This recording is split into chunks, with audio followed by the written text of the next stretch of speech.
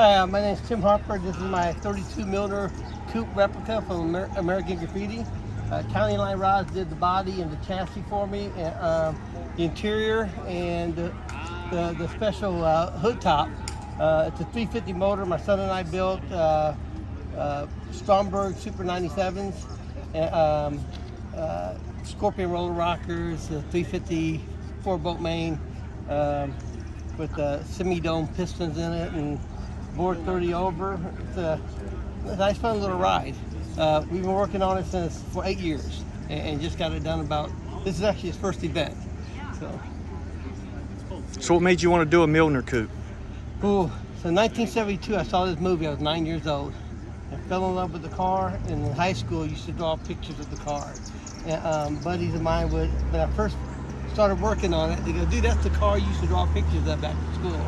And never got it out of my head. It's like a first love, you know.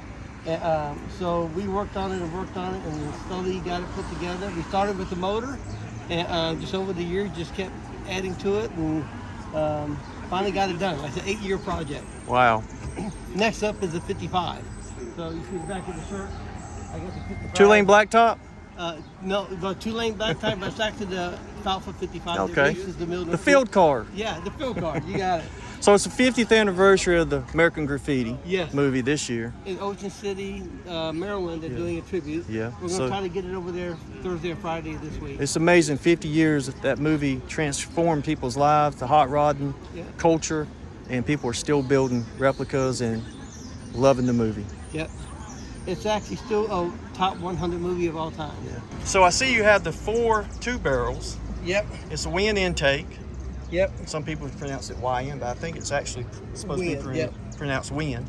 So it's a Milner Coupe replica. The thing that caught my eye when I first seen it was the fuel distribution block. Now the Milner, the real coupe, we don't know what engine size it was because it never was mentioned. Actually, they did find out it was a 327. 327. So this is a 350 close. But the induction system on a Milner Coupe was a very rare system nowadays called a mana-free 4-barrel, 2-barrel induction system. So we looked at, my son and I looked at getting a mana-free, and man, the cheapest one I could find was $2,000 for a raw mana-free 4-car setup. And when we started looking at putting it together, we did some research on the wind. It was actually better airflow, and it inducts all the air to two sets of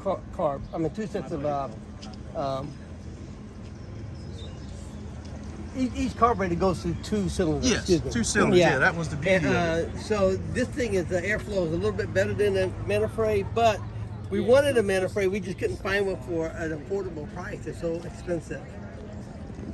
Tell me about your rear end down here. So you got a beefy rear end. So the rear end is a 9-inch rear end. Actually,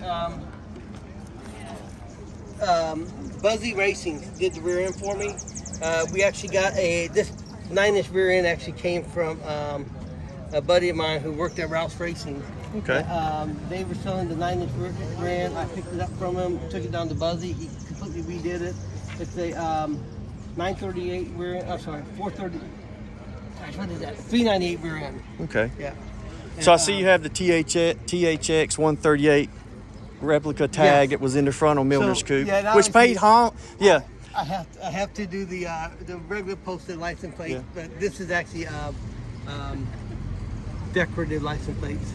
The THX 138 actually paid homage to the movie that Project THX. Right. That's right. That guy. So Lucas. George Lucas first. It wasn't a movie. It was more of a screenplay. But he did the Project THX as his first video, first screenplay. And after he did Project THX, the money that he made off of that, he decided he wanted to do a car about cruising. So the storyline on that, there's actually a YouTube video of the making of American Graffiti. And George Lucas says in that movie that when he was wanting to, he noticed that all the hippies were going to the beach and migrating to the beach, and the thing of cruising was going away. It's a very, very unique American homage that kids would do back in the days to cruise up and down the street. And so while they were cruising up and down the street to meet girls, Yeah. Cruising was a unique American thing that George Lucas says, I've got to capture this as a biography. Well, it's a lot of how it was here in the 60s, 70s, and the 80s in Salisbury when cruising was a big thing. This is how you made social post, as we do now, in retrospect, but this is how you made your social gatherings. Bring cruising back. Yeah. So finally, let's talk about your display and interior. All right, so the if you remember in the movie, Candy Clark said gets in the '58 Impala and she goes, "I love the feel of tuck and roll." Well, this is tuck and roll Italian leather that County Line Rod did for me, and it's very soft, nice leather. If you notice, it looks like it has roll down windows, but they're actually electric.